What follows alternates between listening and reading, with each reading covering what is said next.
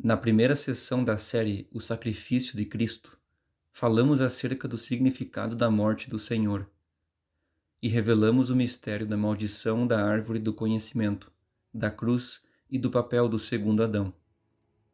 A partir disso, comecei a estudar a questão do livre-arbítrio e recebi entendimento para decifrá-lo. Este vídeo é o resultado da revelação que recebi e quero compartilhar com você.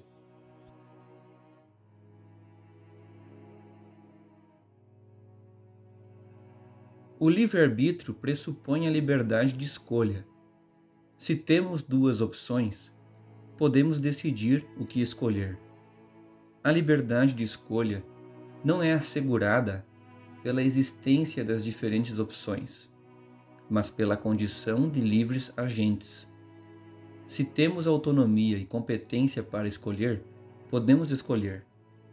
Se não tivéssemos estes requisitos, não teríamos a liberdade de escolha, ainda que existam opções diferentes. Portanto, o livre-arbítrio só pode existir para indivíduos autônomos e conhecedores das diferentes opções.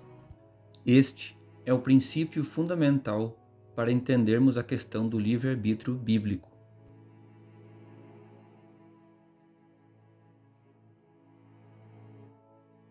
O primeiro Adão vivia no jardim, onde haviam inúmeras árvores disponíveis para mantimento. Deus colocou Adão naquele jardim e lhe deu acesso a todas aquelas árvores. Ele poderia comer de todos os frutos que elas produziam. Neste caso, Adão poderia escolher de qual árvore comer. Entretanto, Adão não poderia comer de apenas uma daquelas árvores. E é aqui que devemos parar. A liberdade de Adão não era total. Adão não tinha uma liberdade completa no jardim. Havia uma grande proibição, uma proibição extremamente severa e rigorosa. Sendo assim, Adão não poderia ter livre-arbítrio, pois estava sob uma ordem superior à qual ele deveria obedecer. Se Adão tivesse livre-arbítrio, ele poderia escolher em comer ou não comer do fruto desta árvore. No entanto, este não era o caso. Não havia poder de escolha. Deus simplesmente o proibiu. Portanto, o livre-arbítrio não existia no jardim do Éden.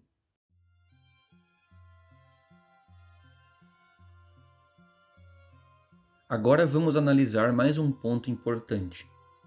Quando a serpente fala com Eva, ela diz que ao comerem do fruto da árvore do conhecimento, os olhos deles se abririam e eles se tornariam iguais a Deus, conhecendo o bem e o mal.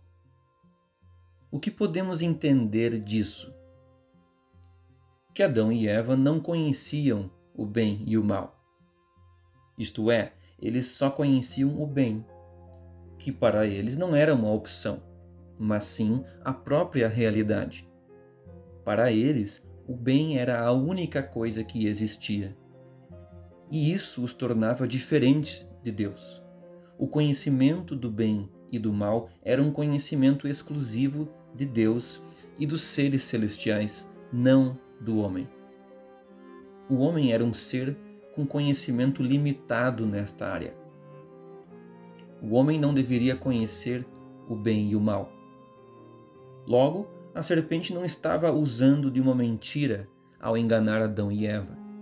Ela estava usando a verdade para atrair a atenção deles. O que ela disse não era mentira, mas era uma verdade proibida. Ela estava sugerindo a desobediência do homem através da persuasão.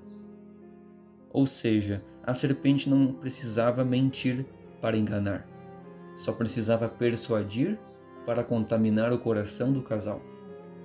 De fato, depois que eles comeram do fruto da árvore do conhecimento, Deus fala que o homem tornara-se como um de nós, conhecendo o bem e o mal.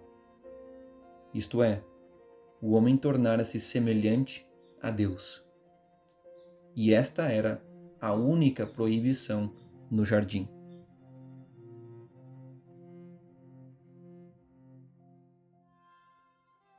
Com isso, o ser humano passou a conhecer o bem e o mal. Em outras palavras, o homem passou a ter duas opções de escolha. A partir daquele momento, o homem não estava mais preso à prática do bem, como estava antes da queda. Antes da queda, ele só vivia o bem. Ele era uma criatura condicionada a praticar o bem, não conhecendo o mal. Era impossível praticar o mal. Depois da queda, o homem conhece o mal e, por consequência, ele enxerga o bem que antes lhe parecia ser a única realidade. Por isso, os seus olhos se abriram, pois passou a enxergar tanto um como o outro. E com isso, ele passou a ter o poder de escolha, uma vez que passou a saber que o mal também existe.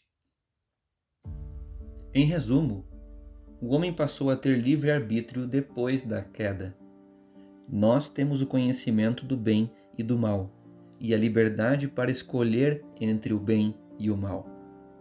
Adão e Eva não tinham este conhecimento. Logo, eles não tinham a liberdade, a competência e a autonomia para escolher. Eles só podiam praticar o bem.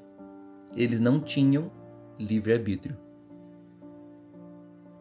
Agora você consegue entender esse mistério que se tornou assunto de grandes e polêmicos debates no meio teológico ao longo de séculos.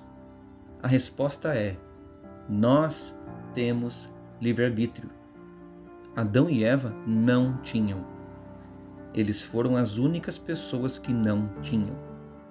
Eles só tiveram depois de serem expulsos do jardim. Esta é a resposta que muitos buscavam e acabaram gerando confusão e divisão entre os cristãos. Qual é a consequência desta descoberta? Que temos uma responsabilidade muito maior sobre nós do que Adão e Eva tinham. Quem não tem livre-arbítrio não tem responsabilidade, pois não pode escolher. Somente tem responsabilidade aquele que tem conhecimento e poder de escolha.